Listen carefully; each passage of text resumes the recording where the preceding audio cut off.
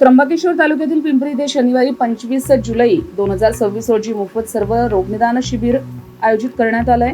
नाशिकच्या मराठा विद्या प्रसारक समाजाचे डॉक्टर वसंतराव पवार वैद्यकीय महाविद्यालय व रुग्णालय आणि राष्ट्रवादी काँग्रेस पक्ष त्र्यंबकेश्वर तालुका यांच्या संयुक्त विद्यमाने हे शिबिर आयोजित करण्यात आले।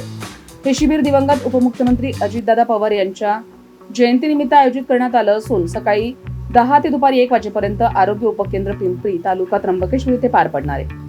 या शिबिरात मेडिसिन, अस्थिरोग, शस्त्रक्रिया, बालरोग, स्त्रीरोग, नेत्ररोग तसंच नाक, कान, घसा तज्ज्ञ डॉक्टरांच्या उपस्थितीत नागरिकांची मोफत आरोग्य तपासणी केली जाणार आहे। तसंच रक्तदाब, रक्तातील साखरेची तपासणी, डॉक्टरांच्या सल्ल्यानुसार ECG आणि आवश्यक त्या रुग्णांना मोफत औषधांचं वाटपही करण्यात येणार आहे। या मोफत आरोग्य शिबिराचा जास्तीत जास्त नागरिकांनी लाभ घ्यावा असं आवाहन आयोजकांनी केलंय।